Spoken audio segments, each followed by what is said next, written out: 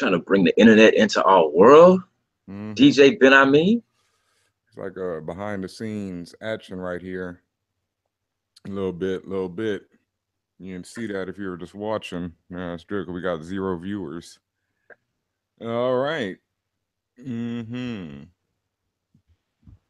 Let's not waste any time. Illa, we got a lot of stuff to talk about tonight. Welcome to Fan Bros, everyone. This is your boy, DJ Benjamin, a.k.a. the anti-trife equation. Doctor Who's mans is this, the butcher of names, Wakanda's favorite DJ, here in the spaceship, the escape pod, special delivery style. And as always, I'm joined by Big Illa YC, and I am entertained as always by your list of AKAs. As you should be. You got to work on some of your own, my brother. You know, you got to come up with some, I do it with panache, as they say. Shout out to American Gods, rocking the Believe shirt real quick. Let me stun on them real quick. But yeah, it's been a long time since special delivery. Illa, shout outs to D Chico Leo. We're doing something new tonight. We're live on video. FanBrosShow is out here. Check us on YouTube, all that good stuff. But anyway, yeah, it's special delivery. We talk about the week in TV, and it has been a big week. Game of Thrones returned last week. This is the 2nd episode in the 7th, the penultimate season. And what'd you think? I have no idea what the episode was titled. I didn't look it up. I forgot to check that. So yeah. This episode was titled Stormborn. The first one was Dragonstone. Way to be on your job, brother. 2 of them tied to Daenerys Targaryen, as they should be, because she's absolutely insane. A boss, but insane. I venture that already, but we'll get into that. Overall, what was your thoughts on this episode? Now, I like this episode and just the first 2 episodes so far. I've been impressed because they picked up the pace. So everything is happening now that they're totally off book. Everything is happening at a much more rapid pace. You're getting more character interactions. Now we're seeing things start to come back together in ways that, as fans, we've anticipated for many years now. So this is just another great episode. We saw the different sides. They try to recruit allies to their cause. And, sometimes you think you got the game on lock, as the Greyjoys thought. And then you find out oh, Euron is a beast. God. Oh, speaking of that. Oh, okay. I guess we just try to get right to that because that was definitely get to it. Yeah, that was my biggest problem with the episode, and so far this season is the rise of Euron Greyjoy and how triflingly whack it is. Yo, my man got leveled up this episode. He murdered off 2 of the Sand Sisters while also serving up Asha Greyjoy and turning Theon Greyjoy back to that punk underneath himself that we knew he was. So you're right. He's the Brock Lesnar of Game of Thrones. He's the beast. No. Brock Lesnar actually has talent. That's the difference between him and Euron Greyjoy. Who's a wrestler who is made up but is worth nothing? Most of them. Okay, John Cena. Okay, but, there you go. John Cena of Game of Thrones? Yes, he is the John Cena of Game of Thrones. You might have something in him. No, it's not even. It's a big push. John Cena gets the big push, and he always is on. You might have something there. Yeah, no, hold on. Shout out to the Slam Bros. I will fully explain why I have something there. Because, okay, it's like this. Euron comes onto the scene last season. He suddenly kills off their uncle, whatever. He's, suddenly this badass. Okay, I can accept that part. Everybody on the Iron Lands, whatever, Iron Islands is bad. Iron Islands. Yeah. So, but then now he kills the Sand Sisters, who last season we're seeing sermon. Like 2 of them. No, can I finish, my brother? He was seen serving the same. No, not seen. He kills 2 of the Sand Sisters who last season served Jaime and his boy Bronn. Also, their dad went toe to toe with the Mountain. So obviously they come from a stock of killers and fighters. And he just serves them. And he serves Asha, who served many a sucker, by herself, has been seen to be an ultimate badass. So it's just like Euron just gets leveled up so that, he can be a badass villain. But I'm not buying it, no. Like when they made Ramsay and they had Ramsay, torturing Theon, that's a villain. When you have Joffrey and you have, him just being an evil dude. Yeah. Euron, I'm not buying it. There's some terrible. I don't even see Euron as he's not the big threat. I mean, he's just that dude. He just comes in taking no shorts. The Sand Sisters put up a good fight, and then they got served. You know, No. one got this pipe, and one got I forgot how the other one got served up, smashed up her head. No. Asha went toe to toe with him. You know what I'm saying? No. And she didn't die at the end. It's just Theon punked out like the yet she is. Well, I wouldn't say that because that's disrespectful to, you know, female dogs. Yeah. Oh, okay. So yeah, I'm not gonna go there with that. But Don't yeah, disrespect the bitches. yeah, definitely not. No, Theon definitely, you know, turned tail and ran. I'm just not feeling Euron, boy. His whole entrance, his whole Pirates of the Caribbean, fake ass Jack Sparrow. I'm not feeling none of that, dog. Like the dude, you know, it was no. It was beastly. And No. I mean, you've never seen the Sand Sisters in action. All you've seen her do is poison and do some other stuff. They serve Bronn and Jaime. They served both of them in a fight. They had to fight on the beach, right? Yeah, so Jaime, and they had the other fight. Bronn maybe because Jaime, who's known as a great fighter with his right hand, which he has no further use of. So Bronn is also a great fighter, bro. A small sample size. No, they do. Bronn is a great fighter, and the Sand Sisters are dope. But they were caught unawares, and they got served. It happens. It's Game of Thrones. I mean, you know, I hate that. Wasn't one of them like the Colin Wing? Yeah, it's a Colin Wing from Iron Fist. I think she was one of. She was the one who got caught. Yep. She definitely went down. Yeah, because she's the one with Jessica Henwick, I think, right? Yeah. Yeah, she's the one with the whips. Christina. Yeah. Either way.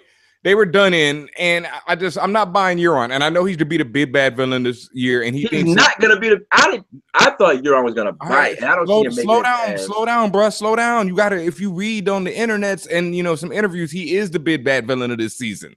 That's already been established. He's already saying the actor playing him is saying you're going to hate him worse than Theon than Ramsay and Joffrey. Nice. I can see that happening, but they have serious work to do to make it get to that level.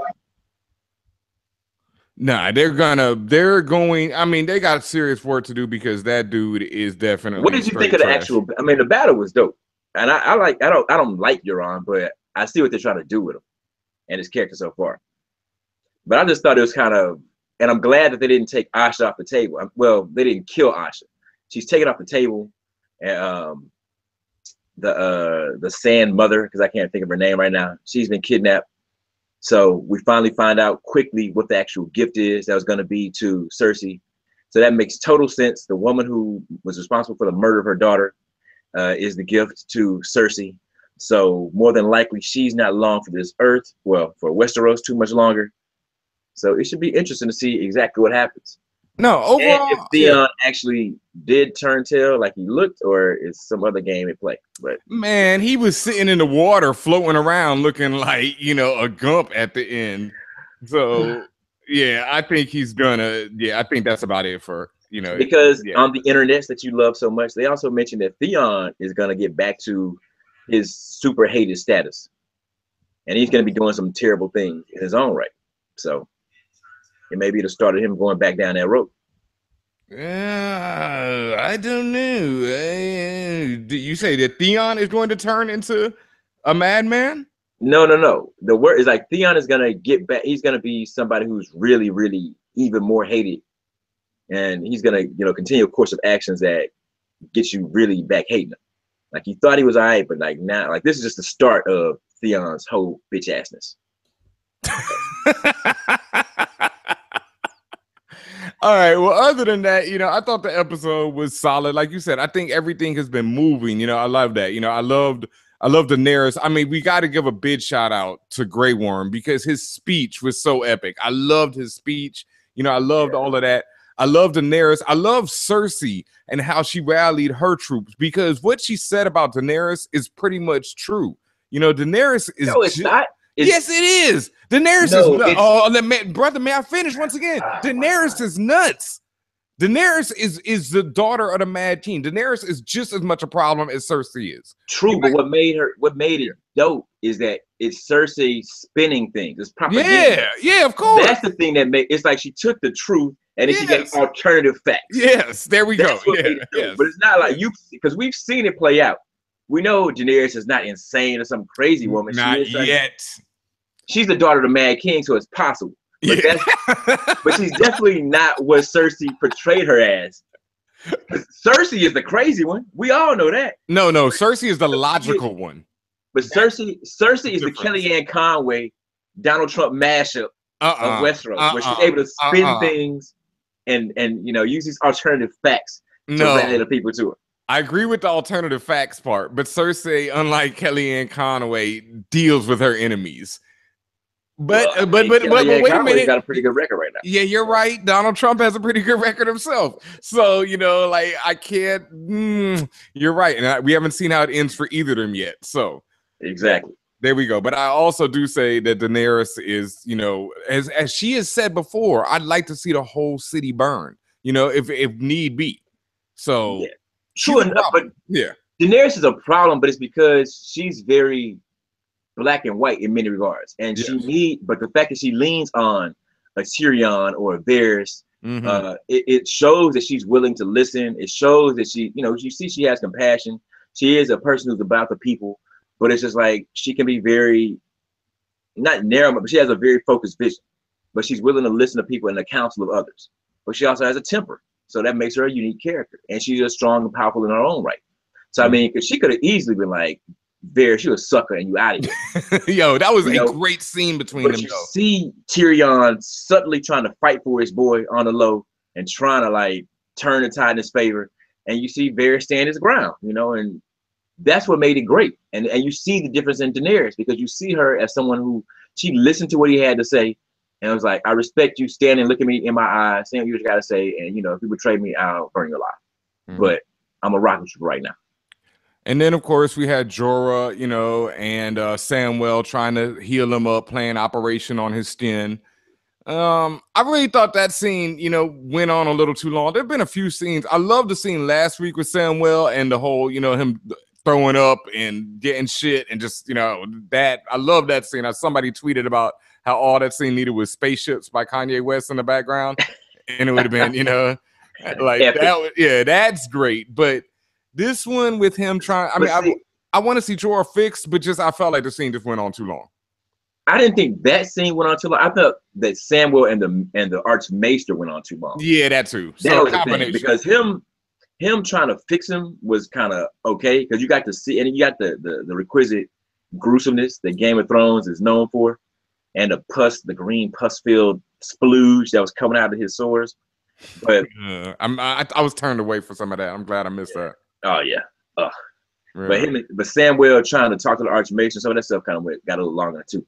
Yeah. What's also interesting is it's that accelerated pace, because Samwell just making that discovery in the first episode and then getting to fix it now would have taken at least 3 or 4 episodes in the past. True indeed.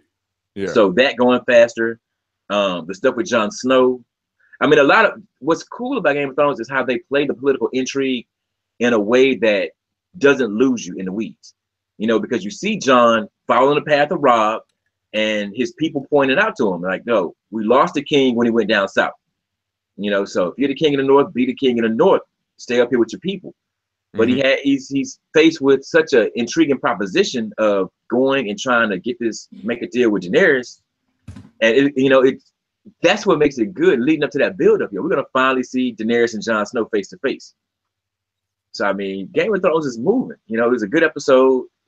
The checkers are moving into place. We also got to see Arya Stark finally learn that Jon Snow is the king of the north and get her some information. And the long lost Nymeria, who is the only direwolf. Yo, Nymeria though. Yo, I was so happy at Nymeria's choice, B. That was just, what Nymeria's did was the right choice at that point, because Arya is still on her path of vengeance, and that's trying to get herself or obviously other people killed. And Nymeria's like, bruh, sis, I've been living a good life out here. I got this whole family. They roll with me. You see, I'm the big dog out here. Well, but it's also that the direwolves reflect the personalities of their owners. Yep. And just like Arya's off on her own path and doing her own thing, she's like, I can't be joined up with you. I got to go off and do my own thing with the stuff I got going on. So I don't think it was a matter of not help, but also abandon it. Because Arya, I've never seen her look for Nymeria, never asked about her. You know what I'm saying? You know, so I think I'm like one of the only, maybe some people on the internet, but on one of the special deliveries, I talked about the fact that we've not seen or heard from Arya's direwolf. No, Like, the internets care more about Nymeria than Arya cares about yeah, Nymeria. because I know in one special delivery, I went through the list with Chico, and I was like, we Yep. haven't seen Arya's direwolf in I don't know how long. Mm-hmm. No, yeah, Chico and the internet. Shout out to D Chico Leo. You know, they love Nymeria more than Arya loves Nymeria, because for real. And it was shown as, you know, Arya keeps moving, Nymeria keeps moving. And I think we got to keep it moving. What else? You know, anything else left from the show this week? Anything you're looking forward to in the seasons to come, even? I mean, not seasons. You know, we only got 2 left episodes and, you know, the next season. Well, just more battle. I like the again, I wasn't expecting that battle to happen at the end of the episode. So I was surprised and pleased that it played out. Mm-hmm. And I didn't figure we'd get the resolution to the Euron thing that quickly. Yeah, I like how the scene played out. You know what I mean? I've seen people on Twitter, yourself, hating on it.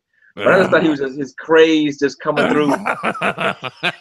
Dude, he like rode that dragon in. He like rode dog, he looked like the troll from I mean, not the troll. He looked like Doomsday in Batman versus Superman coming when Doomsday came surfing in. It looked like a Ninja Turtle. That was how Euron looked like. Yo, no, Euron is the worst so far. They're gonna have to work so hard to make me believe in that dude, because he is trash right now. I like Euron, you know. Man, although you're making me think, because calling him the John Cena of Game of Thrones, because hashtag fuck John Cena. Shout out to the Slam Bros.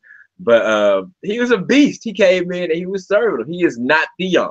You know, he's definitely got more Asha in him, and just the fact that he came through serving. I think people are just more pissed at the fact that he served the Sand Sisters and he was able to battle Asha is more of what he's getting feedback on. But I mean, he came through and did his thing.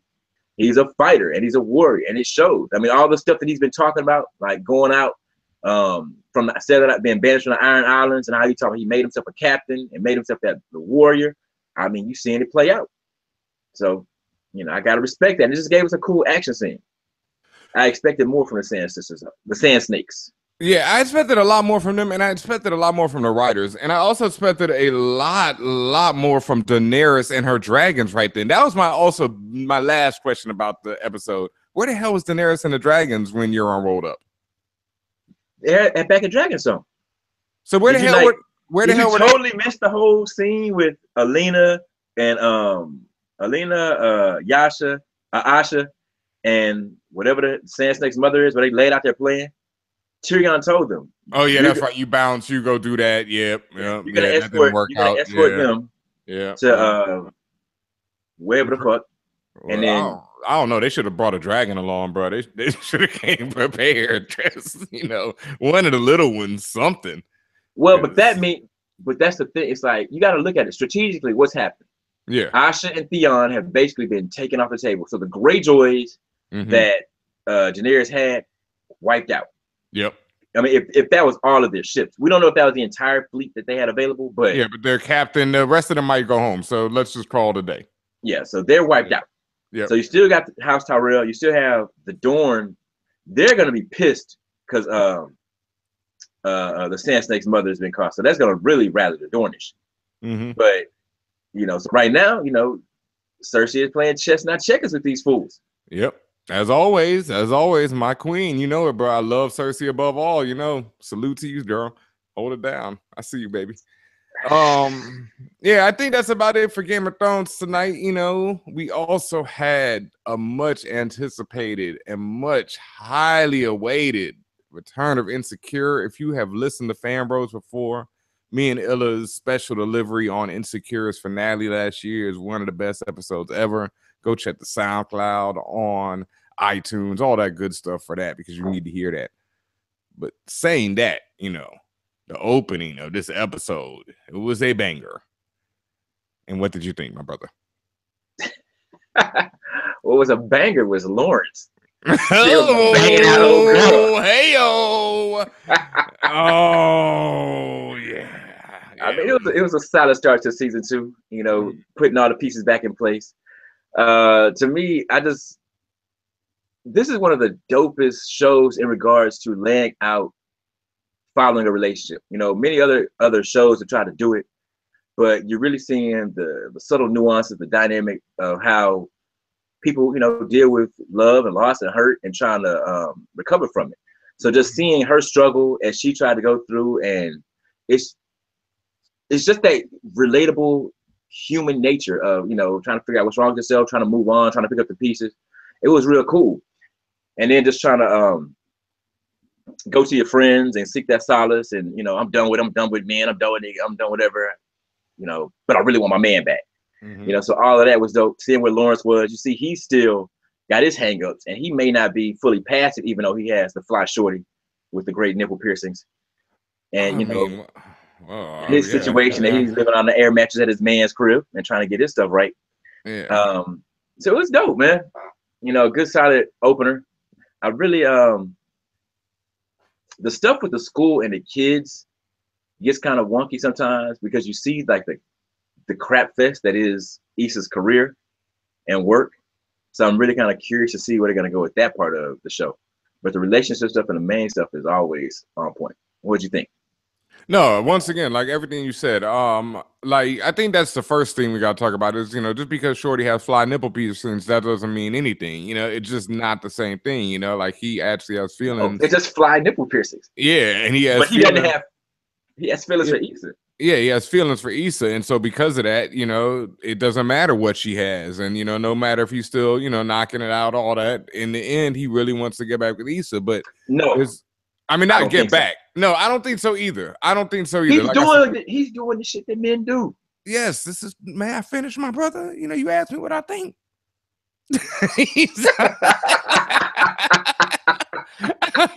Yes, he's doing, Being by my brother? Yes, being by my brother, you got to get your own.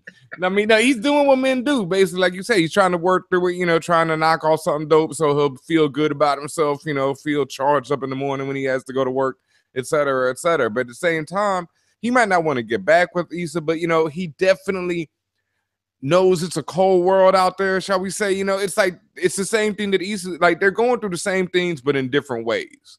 And that's something that's really dope about the show, is they show how men and women approach the same situation and still feel, they approach the same situation in a different way. Like they deal with the aftermath of their relationship in different ways. He chooses to go that way while she can't really do that because she's like, yo, I don't want to just, whoop, whoop, whoop with somebody. I need something more than that. I need somebody I can actually chill with. And she meeting everybody. Shout out to the homie Dustin from the Friend Zone up in the episode this week, and can't really find nobody. So because of that, she's stuck. And then she made the terrible move to me. Like, I've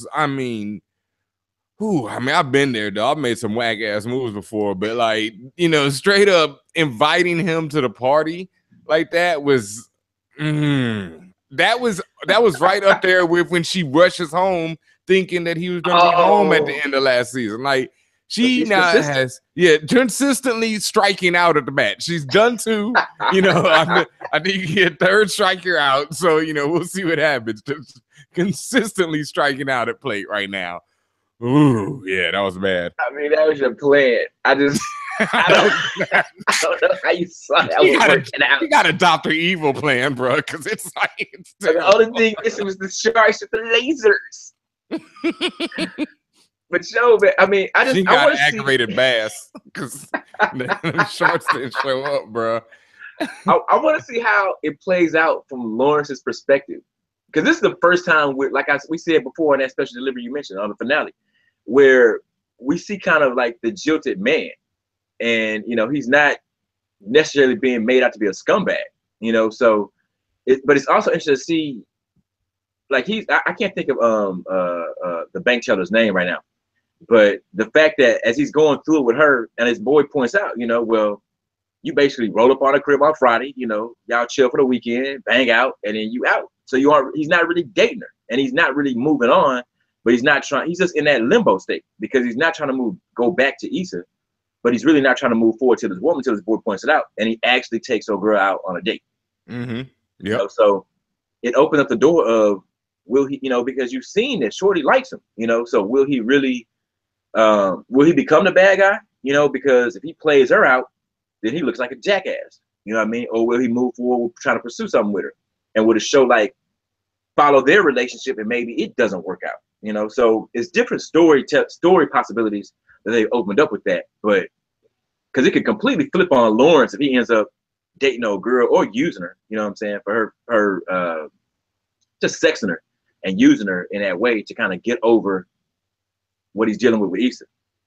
But now that's interesting though. Like, I mean, it depends on how upfront he's been with her at the same time too. Like, has that been, you know, has he established, yo, you know, this is just me knocking you off? But now that they've been on one date, it doesn't just become, oh no, you took me on a date, you know, so it's more than that now. You knew I was feeling you. So if he just, you know, dogs her out, you know, is it Lawrence's fault or is it her fault?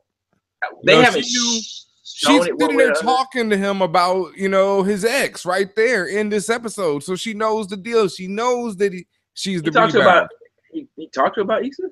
Yeah, he was talking about, oh, I got to go. I hate moving out. No, I mean, he was talking about his homie's crib too.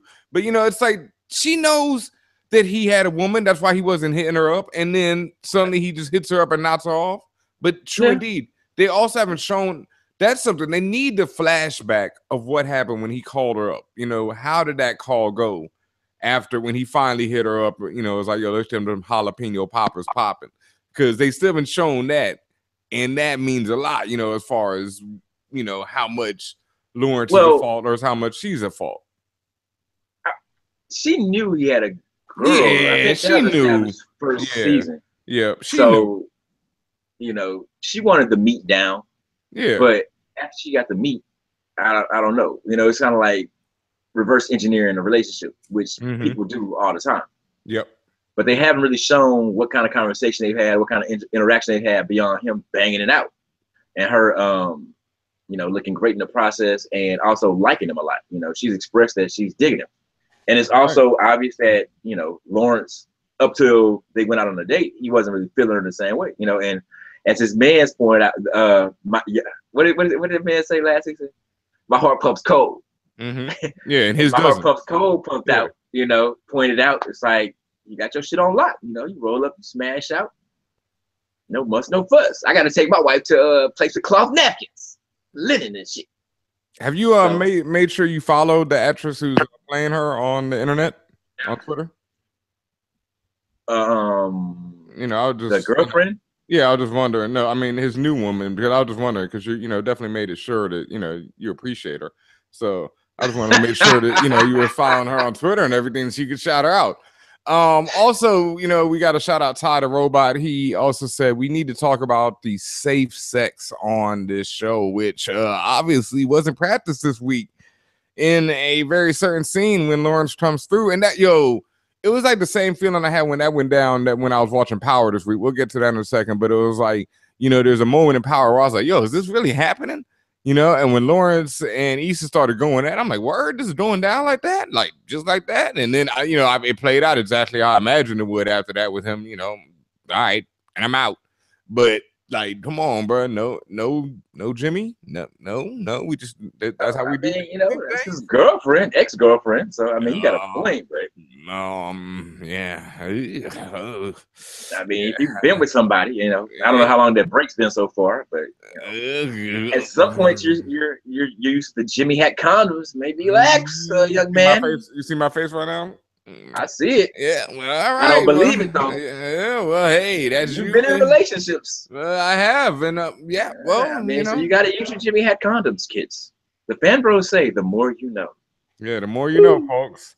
And speaking of, you know, moments that I just didn't believe was, you know, this week's episode of Power, which also debuted today. You know, I'm sure most of y'all like me watched it early this morning, so you didn't have to wait for it because, you know, Game of Thrones is on, and that's the more point, you know. So anyway, this week, spoiler alert, of course, for anyone who hasn't seen it, your boy Shadow. I mean, no, not Shadow. Wrong show. Wrong show. Shout out American Gods. They're close. Shadow and Ghost. Interchangeable. Yeah, they need. Yeah, right now they really are. Like, I mean, Ghost. Oh, I was about to say slightly more personality, but I don't know. Personality free main black leads. Yeah, I don't know though, but I would have to say that I don't know. Shadow might even have Ghost beat in that personality. No, the only thing Ghost has Shadow beat in is his ability to, even while in prison, turn his back on people while he's talking to them. Of course, and give the soap opera stance. Yeah, like how does he pull this off I mean, that No matter the circumstance. some mutant power. So disrespectful. Yeah, but speaking of ghosts in this week's episode, once again, shout outs to Charlie Murphy, R.I.P., rest in power, brother, because you went out on a high note with your great role this season as the asshole prison guard. And then I just could not believe that scene was going down like that when he started walloping him. And then especially once he hit him with the weight, I was like, okay, Charlie's dead. So, is this a dream? Is this one of those sequences where he's just imagining hitting him and it's all going to snap back? And then no. Charlie gets his straw caved in. The most unbelievable, bullshit, fake cover-up happens and Ghost goes free. And once again, I compared Power this week to Legends of Tomorrow. Ghost? No, he's super smartened up in this one. I compared Power to Legends of Tomorrow because it's like both of these shows like just give no F's about reality. They just straight up and down. Nothing matters. That but see, that's about the hashtag. A couple of weeks ago, your boy Tommy runs over a man in broad daylight in Manhattan. Like, I live in New York, folks. Manhattan in broad daylight, there's people everywhere and there are cameras everywhere. It does not happen like that. And my man had time to back up over him, chill in the street. So, that's the thing about Power. That's what I really love about it. It just does not care. It's like reality. It's very, Power reality. It's like the Power universe. Like, this is how things happen in this world. And so you accept it, and then it just becomes the greatest show ever. Your boy's son's an idiot. Like, I mean, Ghost is the greatest cartoon ever. We talk about smarting up Ghost, but his son is just, approaching levels of just like.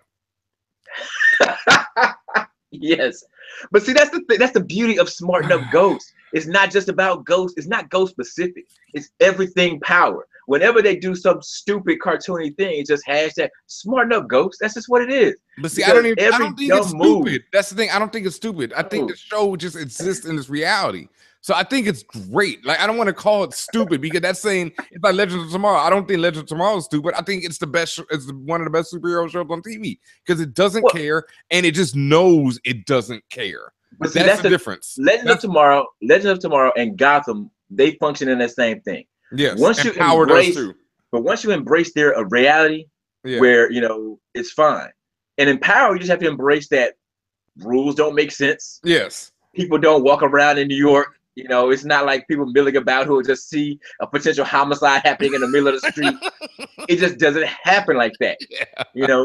You can murder a man in a high security penitentiary and have the time to clean up and change clothes. And nobody up, Ghost. DNA doesn't work in this, universe. DNA evidence. Nobody to collect hair samples, anything, nothing. Because my man's going. He's basically on trial because of a fingerprint. But he just had an altercation with the guard who grabbed him and smacked him. So there's DNA all over the guard. But nah, son. It just works out perfectly. So I like the fact that it didn't become a dream sequence, which is what it looked like. Like, yo, is this gonna be a dream sequence? I would have been like, that'd have been a worse cop out. So it was dope that they actually showed him, caving. Oh, well, that sounds terrible to say, but smashing in Charlie Murphy's head. Oh, yeah, I don't know. Yeah. Anyway, in the rest of the episode, his son, I would remember his name, but I don't care. Tariq. Yeah, Tariq continues to make dumbass moves. Tommy continues to make dumbass moves. He's headed off to Chicago. They're meant to act like he's not going to come back, but come on now, it's Tommy. Like, the show needs Tommy to keep going. There's no way. But he's the most lovable psychopath ever. He's the most lovable, foolish psychopath ever. But that's what makes it so wild. It's like, maybe it was last week, Lala Anthony's character is having, or it could have been this week too. Anytime she has a conversation with Tommy, I'm just like, he's a murderous psychopath. And she kind of is on the outskirts of it, but he's a murderous psychopath. So anything you say can and will be held against you in the court of Tommy's mind. He's a psycho. And it's just like, she'll say some dumb shit. You know what I mean? And it's a lot of that goes on in Power. Just some dumbass, like, either withholding information or giving away too much information at the wrong time. So then you look like a lot of people. And the other thing about Tommy is, why has the lawyer Proctor not put him in his place. Because Proctor is the dude who is serving as Tommy's lawyer, and Tommy runs up on this dude like at all times. After the first time, he should have been like, "Yo, Tom, I'm your lawyer. You're gonna treat me with respect because I'm the one who got your ass out on the streets right now." You know, as an attorney, he should flex on him because he could easily change Tommy's life up for the worse. Even if Tommy could threaten him with death or whatever you go through, I mean, Tommy be out of there too. But that shit is whack. Yeah, I mean, pretty much like we say, you know, it's one of those things. You just have to accept it. You know, these people make weird ass moves. They do these dumbass things. And like you said, Tommy is still the most lovable, entertaining psychopath who somehow murdered a man in his own apartment last week. And once again, you know, gets away just with walked out. Walks out scot free. Hey, all right, you know, on to the next one.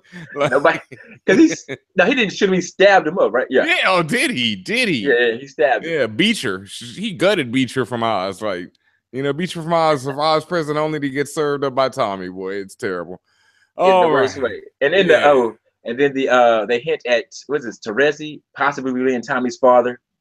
Oh my God. Yo, that was like, you know, it's sad that out of everything else that is so utterly ridiculous on the show, that was when I was like, wow, you're just going there. Like, what a coincidence. I mean, like everything on the show is like ridiculous, but I was like, wow, I was actually surprised by that one where I was like, whoa, like, wow, you gotta go through with that one? They did. I mean, it's just like when I see people talk about how great Power is, it's just like, no, it is great, bro. It is great. Stop. No, it's entertaining. It's an entertaining show. It is great. It's great in the same way that like Monty Python is great, or like Spaceballs is great. No.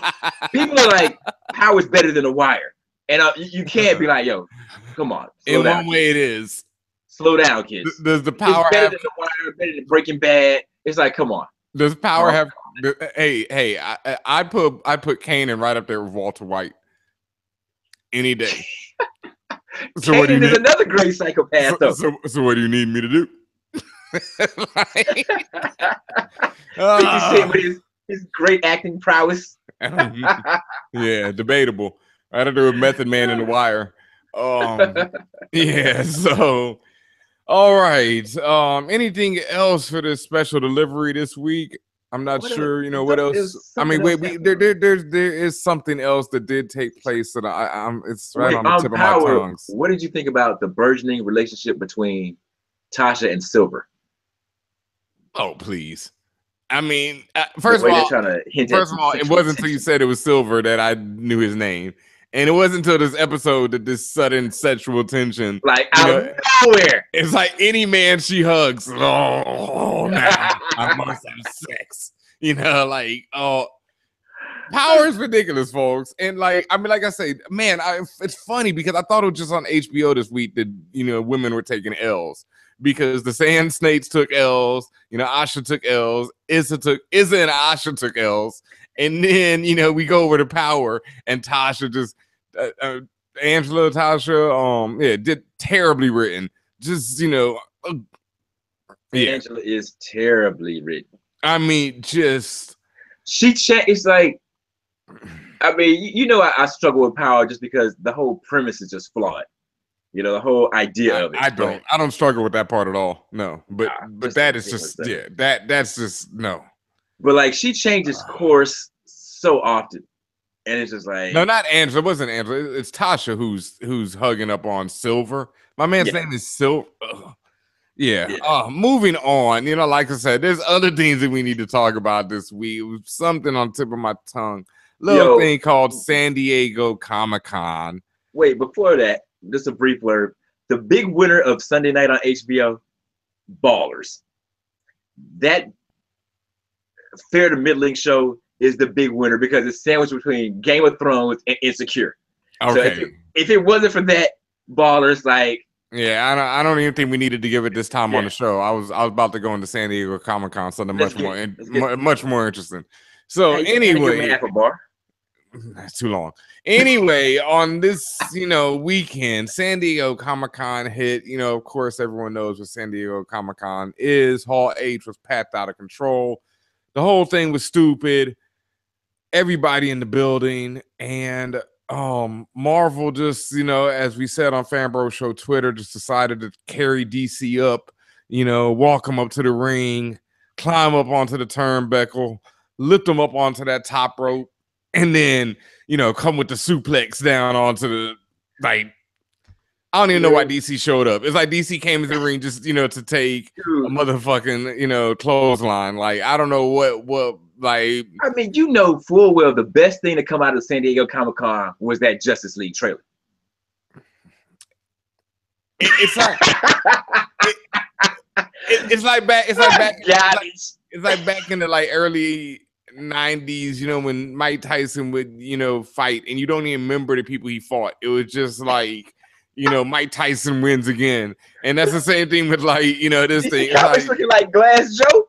Like looking like why are you Babinski? Yes, like the early rounds of Mike Tyson's Punch Out. DC is looking like all of them, like, just get knocked out. Cause like you said, they came with the little Justice League trailer. They came with the news that the Flash would be called Flashpoint. The Justice League trailer, I'll say this, as with all of the Zack Snyder, universe films for DC, I thought it looked good, but it just feels so soulless. It just has no, like, he's a video game cutscene director. Like, that's pretty much what he is. But I've seen much more emotional video game cutscenes than I feel watching, these movies. So no, that's wildly disrespectful. But I mean, visually, yes, he creates these beautiful images with no. But see, the thing is, I'm saying he creates beautiful images with no soul. But video games don't do that. No. I totally agree with you. Yeah. I totally agree. I thought that it was terrible. That Justice League, it's just, that's the thing. Like you said, you keyed into on it. It's soulless. Anytime you see him, I don't feel anything. They're vibrant. He contrasts the colors so they pop in a way. I mean, but it's just so, and then terrible CGI. You see Aquaman spring forward out of that building. Rewatch the trailer. But Aquaman, no, I don't have to rewatch. I don't have to rewatch it. Dog. Oh my god, that was the most terrible CGI. It looked just like I mentioned earlier. I thought it was a homage, to the trash when Doomsday came doing his surfing move. It was the same move, but a different angle. It's like they put the mirror effect and switched Aquaman for Doomsday. Like, it was terrible. Ooh, like, what are y'all doing? Like, Wonder Woman was good. Like, and then you go to this, like, I mean, dog, I watched leaked footage. I watched like people's faces and like I watched the most bootlegs of the Infinity War trailer, and it banged on the crisp copy of Justice League. I mean, the crowd cheering. I mean, I don't know. I'm sure they were going crazy in Hall H for the Justice League trailer because it's nothing but diehard DC fans if you sit in there that long. And I love DC. Like me and Ella both, we're not those types. We love all. It don't matter. I don't care what publisher made a comic or a movie. I just want to see a dope movie. I loved Wonder Woman. I thought Suicide Squad was, entertaining but terrible. I thought Batman versus Superman was super entertaining but terrible. And I thought Man of Steel was not bad. And I thought that, like I thought that most, I thought the Batman Nolan films are excellent. I think, so it's not that, but Justice League terrible. So like less said about, we've already said enough about that. Let's, get to the winner. The knockout king again. Marvel came through and. But what's dope about Marvel is they just sit back and chill and wait. They just wait for DC to just. You got something? Oh, let's leak this teaser trailer for Black Panther. So we just steal your thunder right quick. Just sit down, son. Oh, you got that Justice League? We're gonna let Thor Ragnarok handle the lightweight. Yeah. We haven't even released the Avengers of Infinity War trailer. Won't even drop until DC's next major now. They're gonna think they playing some move. We're gonna drop this Infinity War on you. Just sit down, son. Yeah. And I mean, even the Black Panther, they said at the Black Panther panel, there was Black Panther footage we haven't seen, and people were tweeting about that saying it was insane. So you've already, like they already are just lined up. It's like, once again, you have Thor coming out. The poster is one of the illest posters. The Jeff Goldblum remix poster, crazy. And then you see, you know, the trailer, dope as hell. Yeah, I mean, just fire, you know, like everything in it. For Infinity War. Oh, those I wasn't as blown away by. I really like the design aspect of the Thor joint, you know, like the design, the whole 80s rock band feel. That's perfect. The Infinity War, I get it's a lot of people to cram on one poster, and you know, you got the trifold, but I need something better than that. I need the trifold to actually look like it really connects and all that. And that'll come later, whatever. You know, we got time for that. You know, Thor is coming out right now. The new trailer look dope. So Thor hits you in November. It's like, I mean, Defenders is about to drop. Then Thor drops.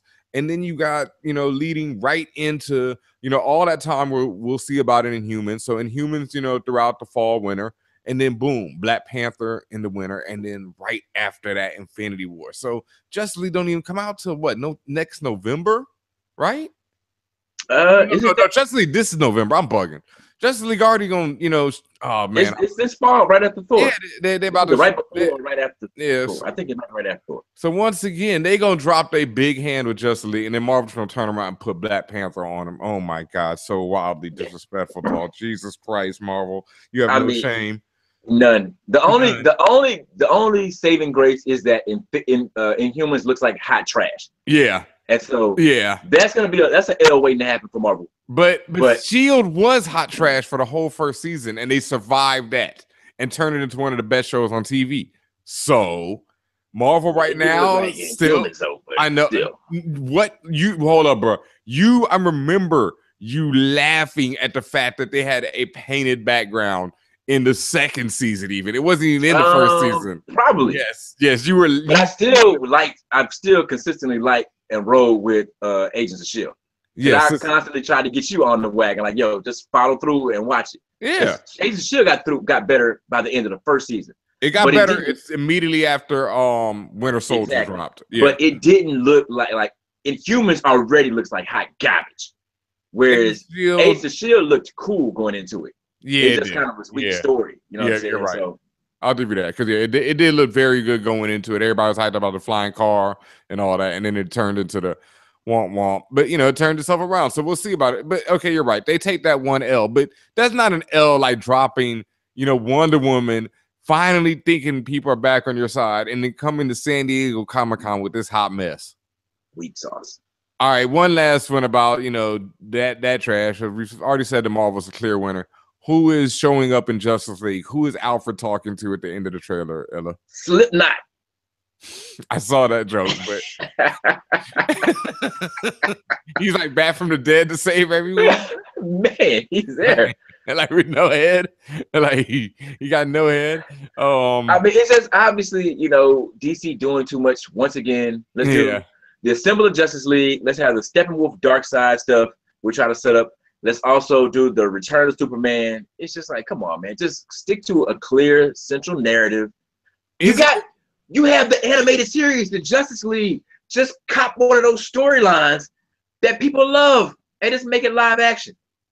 The animated series is storyboards. Just follow them. But is it really, you know, like, is it really the fact that it's going to be Superman? But whatever, we'll see. You know, who knows? It could be Martian Manhunter, or Green Lantern, you know, anybody. It could be anybody. I think in the trailer, they mentioned Lantern, though. Yeah, they do mention lanterns. They mentioned there's no lanterns. What's his name is saying that? Steppenwolf was heard saying. And I thought that was cool. So that may be the only thing they're saying. That maybe he sent a signal out into space and expected, you know, Green Lantern to show up. And that's going to be their whoa moment. But maybe they need a whoa moment because Superman coming back to life is not a whoa moment. Also, we got to talk about this one last thing that DC did do. They revealed the titles of some of their films, and an upcoming one has the internet not going nuts, but kind of just laughing as usual. The fact that the Flash is now called Flashpoint Paradox or whatever, Flashpoint. And so it's, you know, people are thinking, oh, wow, is that how they're going to reboot all the nonsense they've done already? But that just shows you how to, like, that's your game plan. We have to reboot everything we've done, and we haven't even fully finished setting up the things that we've done. You know what I'm saying? It's like it's like somebody, they started a video game, the computer killed them, and they just press reset. You got 2 more lives, dog. You got to keep playing. Nope. Oh, man. No. Let me just hit reset right now. I mean, they need to do it. I don't think they need to do it. I think resetting it is even worse. I think they just try to, you try to power. Shout out to Combat Jet, though. You got to power through that, DC. You try to keep going. No, you got it. You got to keep because going. That means we have to suffer. No, it doesn't. Because in this movie, you had to deliver a good Justice League and not really make Superman coming back the crux of this movie. Okay, and then after that, you can just, you got to make, more good movies. So that's all you got to do is make Justice League. We know they're gonna fail. Well, and we know what's gonna happen. Batman's gonna go out. He's gonna try to assemble the Justice League. We've gotten that much from the trailers, right? Yes. Right. So that means we know that there's an invasion coming. So we know they're gonna repel it. But we know who's gonna turn the tide is gonna be some dude in all black with a shiny silver S on his chest that nobody saw coming. Nobody saw coming. And then over in Marvel once again, you have the image of Thor jumping into the mouth of Surtur, and no, that was Hulk. Yeah, and there's just the things that I never thought I'd see in my life. Like amazing. Yeah, and it looked amazing and incredible, and But it's like somebody said, it's just the idea that when you watch the Justice League trailer, it is soulless, and you don't feel moved by it. No. I didn't feel any kind of way. It just felt empty. It felt like, okay, those are beautiful images, but whatever. Yeah, but when I see the Thor Ragnarok, I'm like, yo, that looks fun. Or excited. It just moves the needle. When I saw Tessa Thompson walking down as Valkyrie and like putting in work as Valkyrie, I'm like, once again, we talk about this on the show. It's like, yo, that's just a moment for me. A black woman is playing Valkyrie, and it's like, oh, it is what it is, like. And Tessa had the savage Twitter burn because somebody was like, yeah, she'd be great, but not for this character. And Tessa came with the response of, I already am.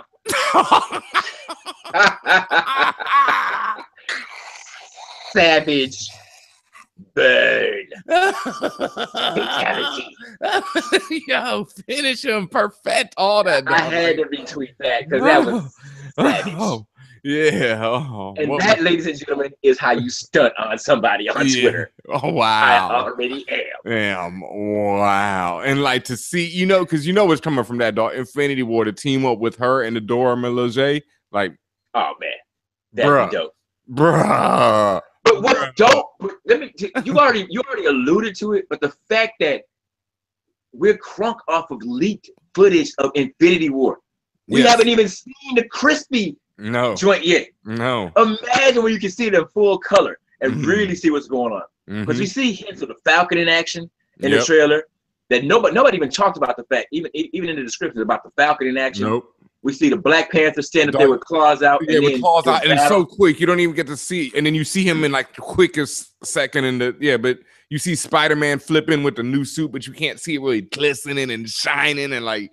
I mean, but come on, Spud. So you know when it actually drops. And then it's the Russos, like the Russos. That's the other thing, Marvel, right now. You have 3, damn it, and I feel bad because I can't remember Thor Ragnarok's director, but he's Taika Waititi. Yeah. Ken, right? Something, and he's a beast. Then you got Coogler, a beast, and then you got the Russos doing Infinity War parts 1 and 2, dropping one after the other. Wham, already shot, already working on whatever. So, come on, like it's just, Marvel crushing them right now. 3 treating them like Glass Joe, body shot, uppercut. Put them away. Like you're up and coming, like 3, straight winner directors, who have like, that's one thing we also, we didn't even, it's nothing we've seen, but the reaction of the Black Panther cast, everyone when they watch their own trailer, bro, and are sitting there jumping for joy and screaming and crying. And it's like, this is people who worked on it. If anyone's ever worked on a film out there, how boring and how mind-numbing it actually is to make a movie. It is the most, you have no idea. It's so, if you haven't done it, it's so like, oh my God, this is, I mean, it's fun, it's great, but at the same time, it's so repetitive. You do things Repetitive, over and over again. Yeah, you do things over and over again. It's hurry up and wait all day and night. So when they're sitting there jumping for joy at their creation, because they know what it's going to do, bruh. I mean, and the thing of it is that people are getting a hint of it with Girls Trip right now, which is way, you know, people always want to underestimate. Hollywood always underestimate. And you have an all-female black cast, you know, leading this film, crushing it. Whereas, you know, you retweeted something with it. They were comparing it to Rough Night, starring Scarlett Johansson and whoever. And I don't even know when it came out or whatever. I remember, and I called it before it came out. I was like, "Yo, this gonna flop so hard because it's trying way too hard and it feels soulless." And but what's dope and where I was going with is like somebody also pointed out the fact that, you know, FanBrosShow guest Malcolm D. Lee, his movie Stay Winning. Yep. You know, Best Man Holiday, and always underappreciated and underpromoted.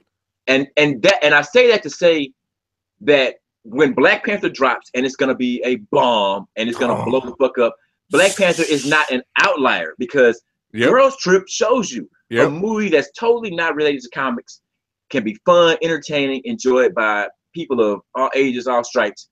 You know, so it's not that. You know, when you have people of color together doing their thing, you can tell a great story, make your money, Hollywood, which is what you want, because you really only care about the color green. But still, man. So it's not like when you see Black Panther, y'all be like, oh, it's a comic book movie, blah, blah, blah. It's like, no. Black people of color have been doing this. You know, doing this, bro. And that's what I've been, and I'm glad I called this like last year on FanBrosShow because I said it. Black Panther is easily going to be the highest grossing movie ever of February. You know, because Marvel, I think, is underestimated already by doing it in February, but also they're being smart because they're putting a movie in February so they can own February right away. They're the highest grossing movie ever in February because February ain't got grossing movies like that. Usually that's where you send a movie to die, you know, and that shit is going to fucking crush. And then right after that, it gets so stupid. Right after that, A Wrinkle in Time drops. So right after that, you're going to have the #1 and #2 movie for weeks on end. I called this before, and I'm saying it again, for weeks on end, being Black Panther and A Wrinkle in Time. It's going to be insane. And people are going to be like, you know, but like Illa said, it ain't about that. It's about putting people of color in these positions where they create the films, where they're starring in the films, where they're producing the films, et cetera, and then these are the results you're gonna get. And God willing, like Black Panther, you know, and A Wrinkle sets off that effect because we've already been talking about it. Everyone was tweeting about it today. Like Marvel is killing it with their diversity, but where are the Latinx, you know, superheroes? Where is that at? Like lacking right there.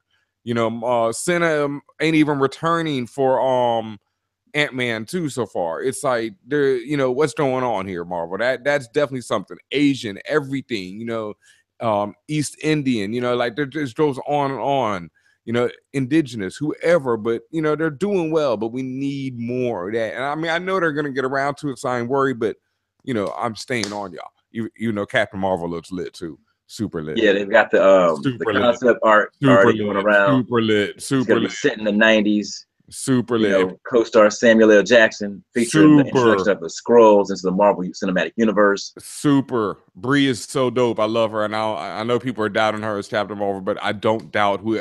I've said this before. Whoever is Marvel's casting director, like those people don't get awards. And there's a really good documentary on this woman in Hollywood. I can't remember the name of it, but it shows her and how she's the beast of casting directors.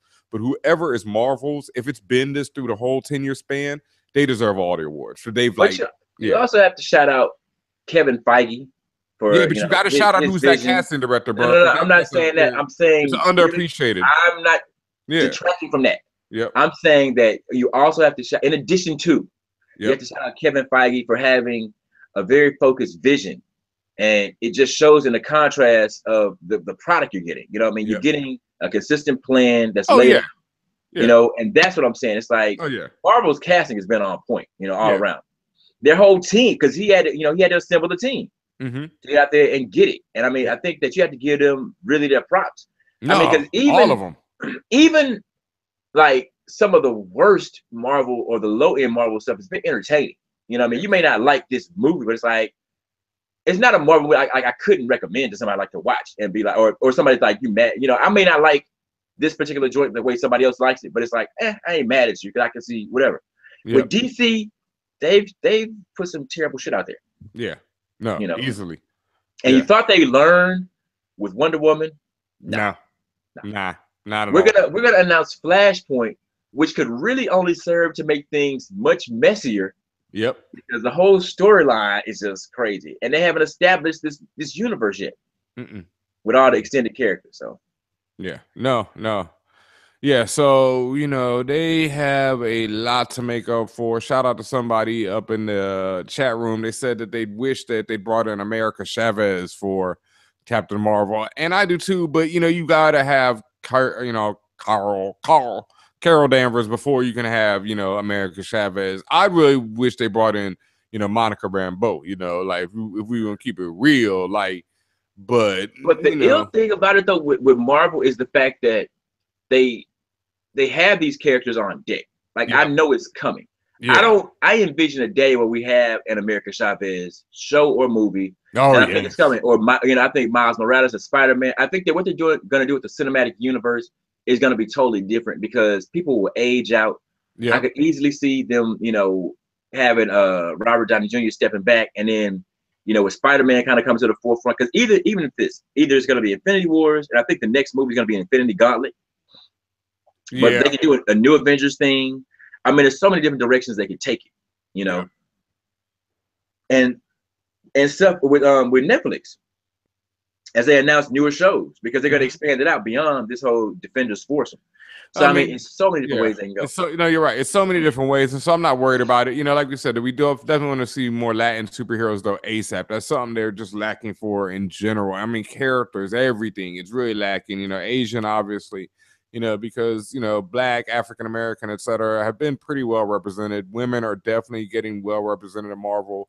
Always need more, but they're doing a very good job. And like you said, 5G, Fahey, killing it. Like the vision to make this whole thing come together and to get to Infinity War when that started with the very first movie is something sick. And like DC obviously does not know how to do that. And oof. But all right, anything else before we wrap up this episode? Thanks to everyone out there who joined us live tonight. It's been crazy. We'll be doing these again. We're bringing back special delivery. You can also listen to this on SoundCloud, on iTunes, YouTube, watch us, all that good stuff. But Illa, what else we got before we go? I think that's about it. Always, as always, subscribe to the FanBros Show on SoundCloud, all of our different outlets. Definitely big shout out to Loot Crate. Make sure you signed up so you can receive your discount, courtesy of the FanBros. Yep. Go to lootcrate.com/FanBros. Use the code FanBros and get, your discount on anything on the site. I can't forget, shout out Outlaw Bars. Check out the Scream Squad. Check out the Slam Bros, where there's just we got so much content. Yes. FanBros TV about to really just get it popping. Come on, man, get on board. The train is rolling. Make sure all y'all go over to Twitch and follow FanBros Show on there as well. Yeah, I said it. Twitch. Follow FanBros Show because yeah, and that's all I'm gonna say about that. Once again, shout out to everybody listening tonight. We'll be back this week on FanBros Show. Like Illa said, shout out to Slam Bros, where you get all your wrestling information. That's LYC and Bowman. Shout out to the Scream Squad featuring Dos Leos, Chico Leo, and Leo, handling all your horror every other week. And also shout out to, I got to give a big shout out to the ladies, the women of Outlaw Bars, because they've been doing it, and their Outlaws views hashtag on Twitter, their live watching the anime has been fire. So, make sure y'all checking that out. 3 Black women speaking about anime, bruh. You don't find stuff like this anywhere else. You hear me? Yeah, the Outlaw views. I believe they have Death Note. They're going to be live tweeting either the Death Note series or the movie coming up. But definitely check them out. Check out Outlaw Bars and that poll leaned towards original movie. Let's just say that. Yeah. All right. And with that, we are out of here. You know, check us on fanbros.com. Like we said, subscribe to SoundCloud, iTunes, YouTube. When you're on YouTube, subscribe to FanBros Show and make sure you subscribe to the Loudspeakers Network because they put all this together.